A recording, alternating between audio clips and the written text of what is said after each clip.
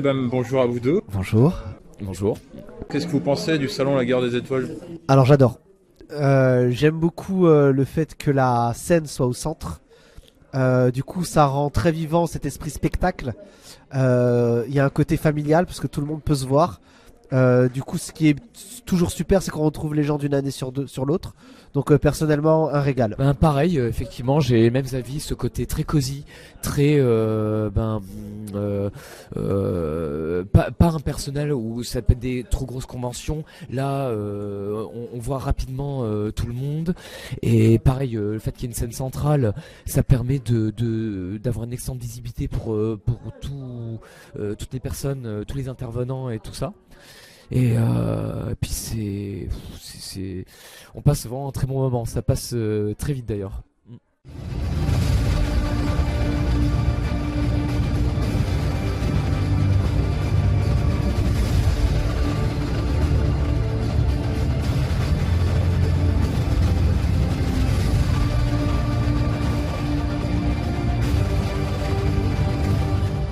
Enfin, tu connais Star Wars depuis quand? Alors vu que Jay et moi on est vieille génération, on a la quarantaine, donc on a connu les Star Wars épisodes 4, 5, 6, c'est un univers que j'aime énormément sans être le plus grand fan du monde, mais depuis que je fais du sabre laser avec Monsieur et toute la troupe, je retrouve de l'engouement pour cet univers-là, quoi. Alors Star Wars et moi, comme Romain, depuis tout petit.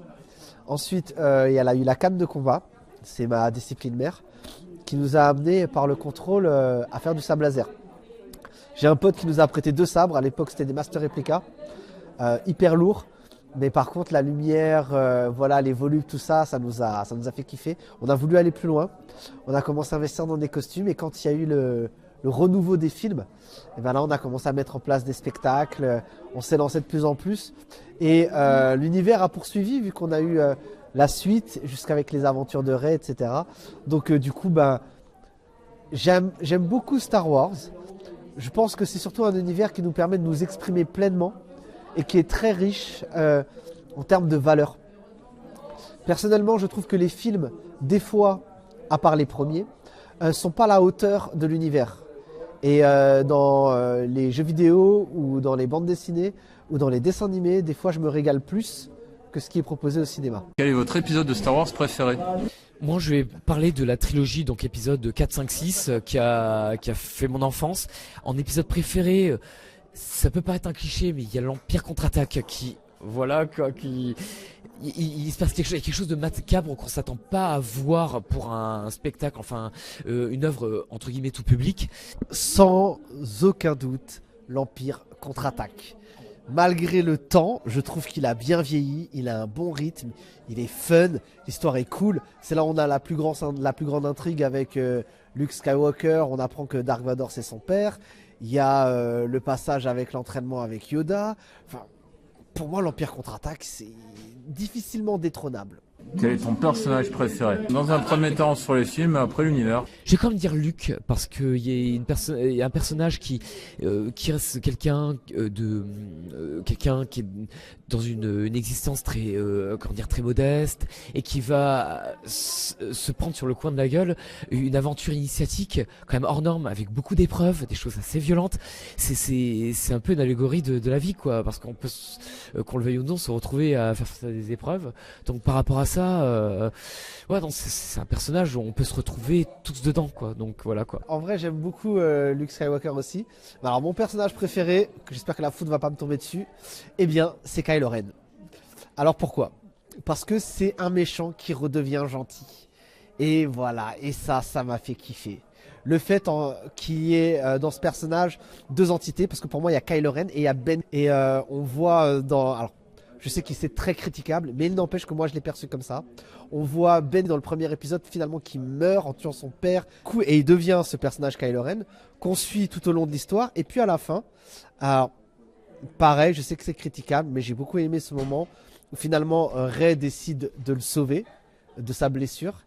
Et là, le casque dégage et il devient Ben. Et ensuite on revoit ce personnage. Et bien ça, ce contraste de changement, ça fait que finalement, contre toute attente, même la mienne, c'est mon personnage préféré dans les films. Et dans l'univers. J'ai été transcendé littéralement par le personnage du Mandalorien. J'arrive à me retrouver dans des choses que j'ai envie de vivre, la discipline de vie, trouver un sens par rapport à son chemin de vie, son éthique, et voir aussi les compromis qu'on est obligé de faire sur certaines choses. Ça demande le personnage, j'ai vu que les 2 premières saisons, mais les émotions que j'ai eues sont uniques. Là, ça m'a remis complètement en partie dans la fanitude de l'univers. Je trouve qu'on a une très bonne surprise. Et je sais que j'en suis pas au bout vu que j'ai vu que la moitié de l'univers. J'étais impressionné pour quelqu'un qu'on voit tout le temps casqué et beaucoup d'éléments, donc je vais pas m'éterniser là-dessus, mais vraiment j'ai été transcendé par ce personnage-là. Alors pour moi, ce sera Starkiller. Parce que j'ai joué au pouvoir de la force sur PlayStation, le premier et le deuxième. J'ai adoré le scénario. J'ai adoré l'élève de Dark Vador qui bute des Jedi et qui veut finalement se retourner contre son maître. Alors, étant donné que c'est un jeu vidéo, le truc qui était vraiment sympa, c'est qu'on incarne un personnage qui est très fort dès le début et ensuite qui fait que prendre du level. Donc j'ai pris beaucoup de plaisir à jouer à ce jeu, j'ai adoré l'histoire et ça a fait de Starkiller pour moi le personnage préféré.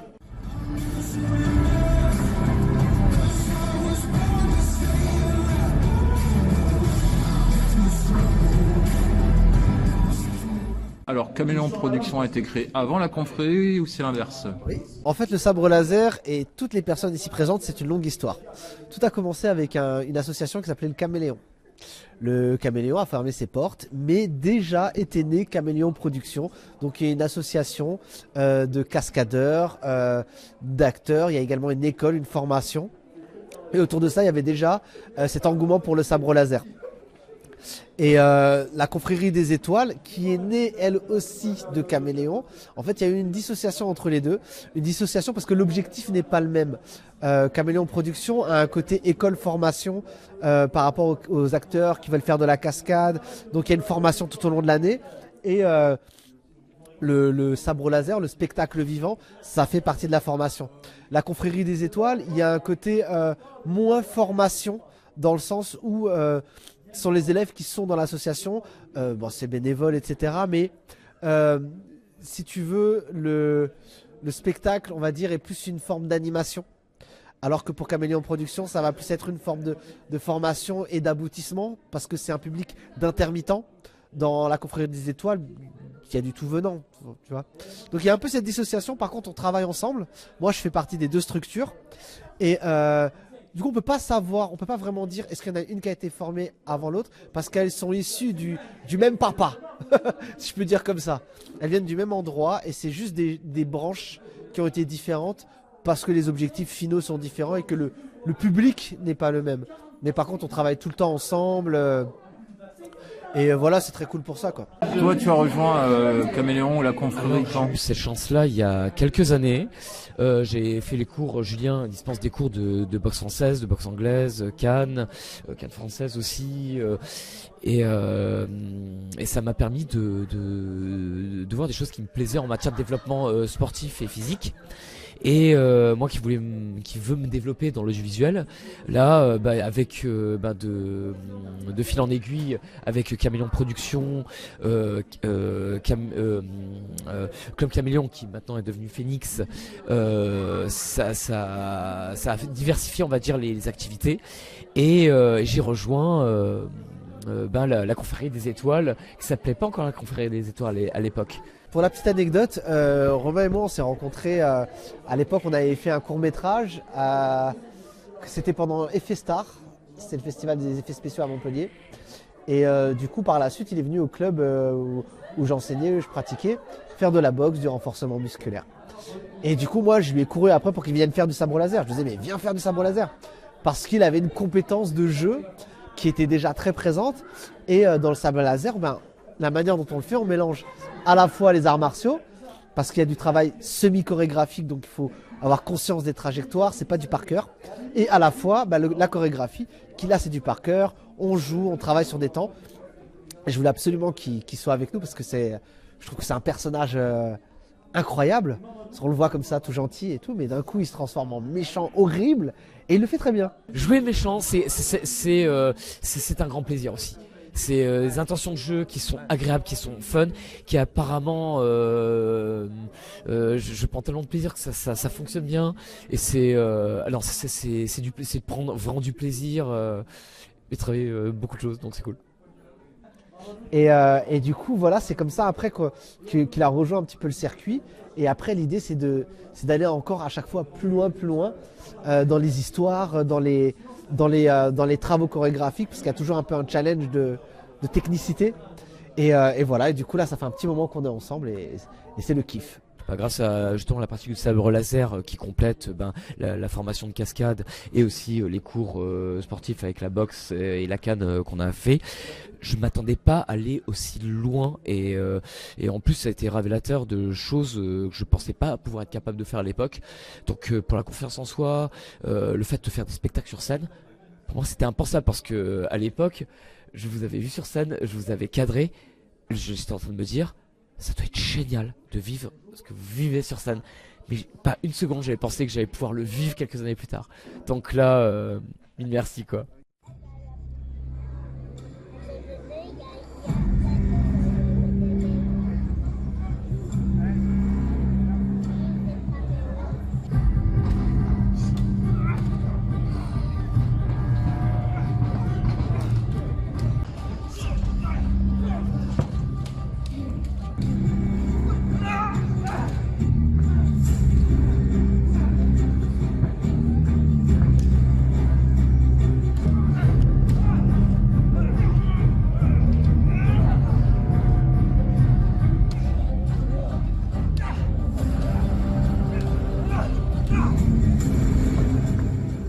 La première fois que t'es monté sur scène, t'étais pas timide? Complètement, mais je crevais de trouille. C'était vraiment la boule au ventre, le trac. Mais une fois que c'est fait, en plus il y a le groupe, on avait travaillé de concert tous ensemble, on mettait en pratique ce qu'on avait fait en club, c'était un saut de la foi quoi. Et de vivre ça ensemble, il y a une montée d'adrénaline avant, après, mais après de convention en convention. C'est dingue parce que on devient de plus en plus confiant, on prend du niveau aussi. Et c'est un plaisir et puis on prend conscience de l'évolution d'une transformation à l'échelle personnelle et pour qui que ce soit dans la troupe quoi. Chacun a ses propres objectifs, ses propres évolutions et c'est beau de constater ça et de se tirer les uns les autres vers le haut, de s'épauler là où on a des difficultés. Donc des fois où j'ai des difficultés et que tu m'as rattrapé. C'est très initiatique quoi et c'est une expérience à vivre qui est vraiment très comment dire très intéressant. Au-delà de ça c'est voilà quoi, en plus c'est vraiment propre à chacune et chacun quoi en matière d'expérience. Je rejoins Romain, moi j'ai toujours le trac. C'est pas parti. À chaque fois que je monte sur scène, on a fait les arènes de Nîmes. 10 000 personnes. J'ai eu le même trac quand j'étais dans une cour de récréation avec les parents à côté. Et j'ai compris avec le temps que c'était pas du stress, mais que c'était du trac et qu'il y avait ce trac de bien faire. Et une fois que c'est parti, une fois qu'on commence à jouer, alors là c'est l'éclate. Le truc sur lequel on travaille beaucoup, c'est le côté show must go on. C'est-à-dire que des fois, là c'est cool, on passe 2 fois samedi, 2 fois dimanche. Mais ça nous est arrivé de faire 5 heures de route, faire un spectacle de 10 minutes, on passe qu'une fois. Donc il y a un côté one shot, ça fait 4 mois que tu es dessus. Voilà, et je pense que des fois le track vient de là.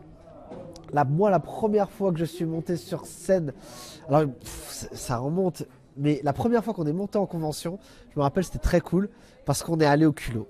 On est allé, on n'avait pas de stand ni rien. On s'est dit allez, on y va, on fait un truc. On savait pas l'univers.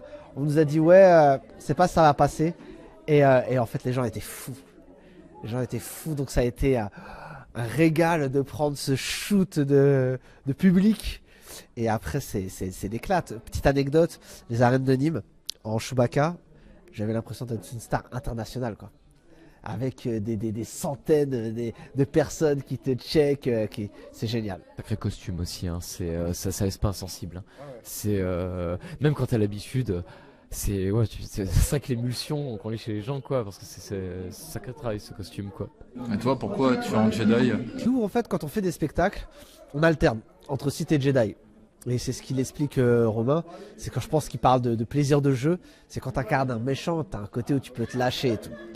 Et moi j'aime bien le Jedi, j'aime bien le gentil, et j'ai mon fils qui m'a demandé d'être gentil sur le prochain spectacle. Et du coup, si tu veux, toutes les valeurs des gentils, mais les trucs vraiment très, on va dire, comment je peux dire ça, peut-être très bateau ou très fleur bleue, mais en fait moi ça me parle. J'aime les gens qui sont droits, qui sont honnêtes, qui veulent aller vers la sagesse et tout. Et ce côté Jedi, bah, du coup, ça me plaît. Par contre, là où je reconnais que c'est cool de faire un site, c'est que tu peux te lâcher beaucoup plus en termes de costume, en termes de jeu d'émotion. Tu peux aller dans des extrêmes. Alors, le Jedi doit toujours se maintenir. Par contre, le site, dans la tristesse, dans la colère, dans l'euphorie, il peut aller dans toutes les directions. Et voilà. Mais j'aime ce côté droit et puis j'aime bien être un gentil. Bah toi, ton costume, il est inspiré de... Ah, c'est une bonne. Alors en fait, c'est une création personnelle.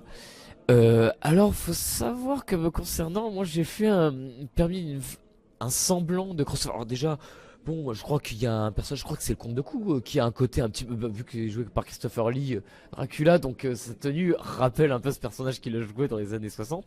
Ouais, c'est bien les années 60, donc effectivement la Hammer. Et je m'étais dit, waouh, avec le manteau que j'avais, tout en noir et tout, c'est voilà, création personnelle, ça fonctionne bien. J'ai eu d'excellents retours, que ce soit dans la troupe ou en convention.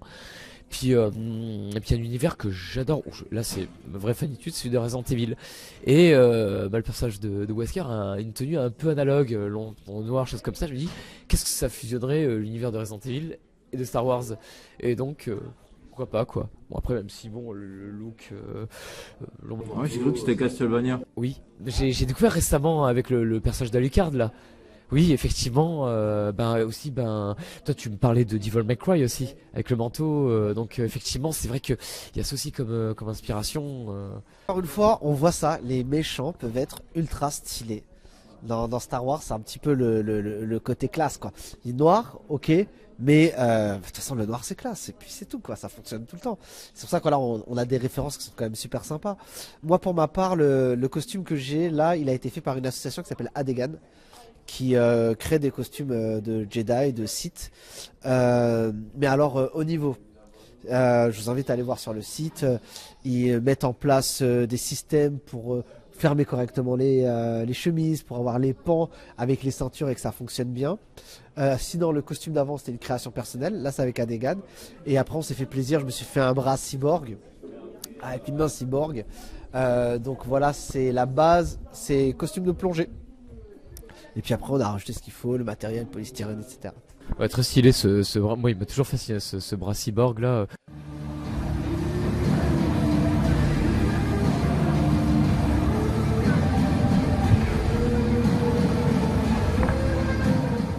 Qu'est-ce que tu as comme protection? Mais il y a déjà ce qu'on nous enseigne à Camelon Productions, donc je remercie Claire.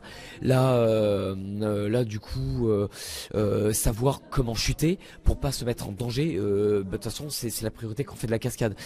Vaut mieux avoir un niveau moindre et tout sécuriser au niveau de la sécurité. Bon, c'est bizarre de dire c'est comme ça, que de chercher à faire ultra sophistiqué, mais de se mettre en danger ou mettre des partenaires en danger.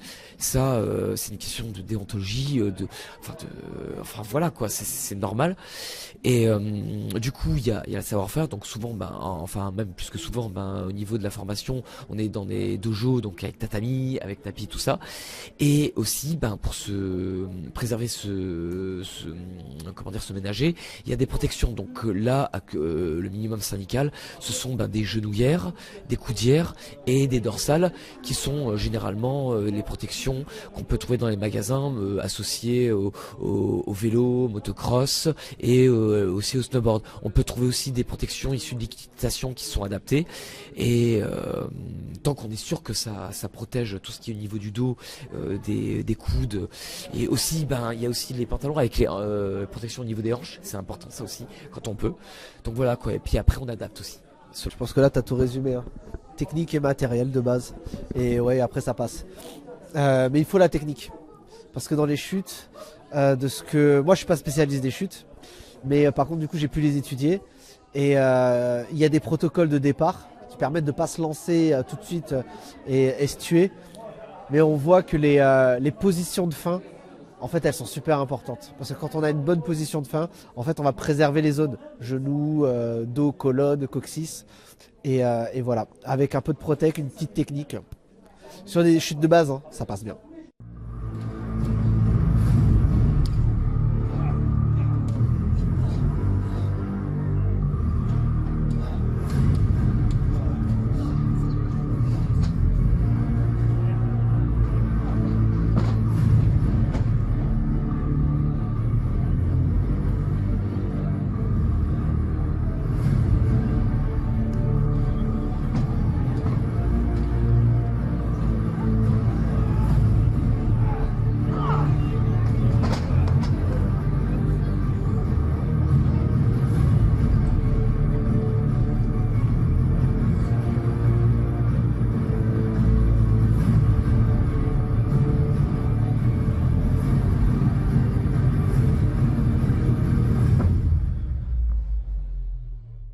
Le spectacle que vous avez donné aujourd'hui, ça a pris combien de temps pour le créer? Le problème, nous, c'est qu'on est souvent pressé par le temps, puis en même temps, il y avait les grandes vacances qui tombaient au milieu. Donc, on a fait combien de répètes? C'est vu exceptionnellement un dimanche pendant 2 heures, ça c'était chouette, on se dit ouh, ça rassurait tout. Il y a une répétition qu'on n'avait pas vue parce qu'il manquait quelqu'un, il manquait trop de monde à ce moment-là.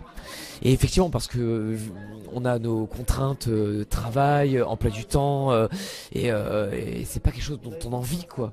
Et en plus aussi l'accès à la salle, mais c'est un déficit intéressant parce qu'on voit ce que ça donne. Très content du résultat et on se dit waouh, si on avait davantage de temps, ce que ça pourrait donner. En fait, actuellement avec l'équipe qu'on a, on est capable de faire un spectacle en 4-5 heures de 10 minutes. Par contre, la qualité sera pas folle. Alors quand je dis pas folle, ça veut pas dire qu'on va se planter ou quoi, mais ce qu'on peut voir, même sur des choses qui sont très basiques, c'est les petits détails. Être ensemble à tel moment, lever la tête à tel moment.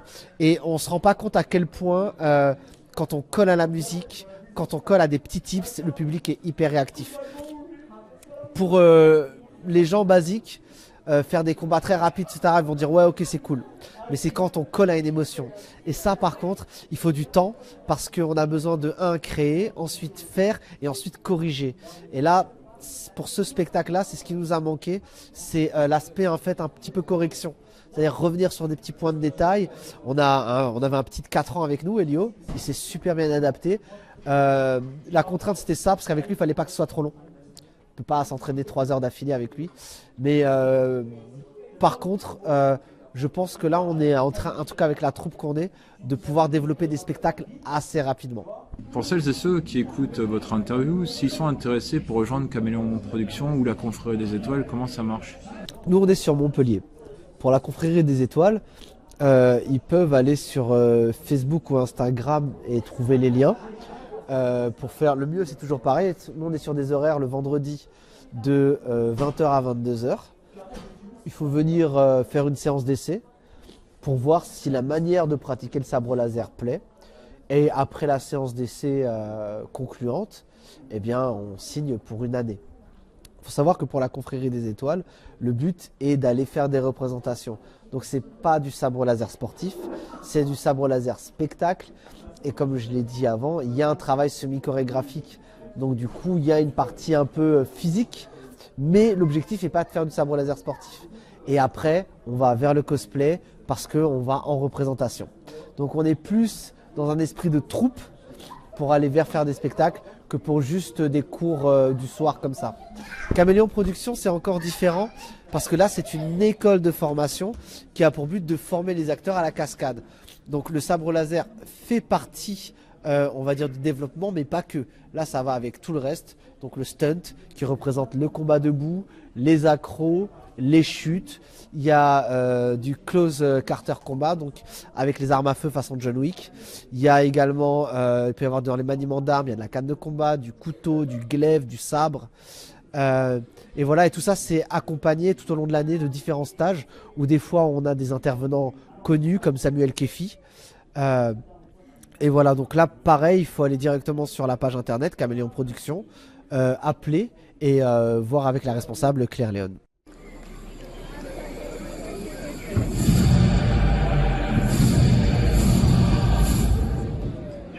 Merci.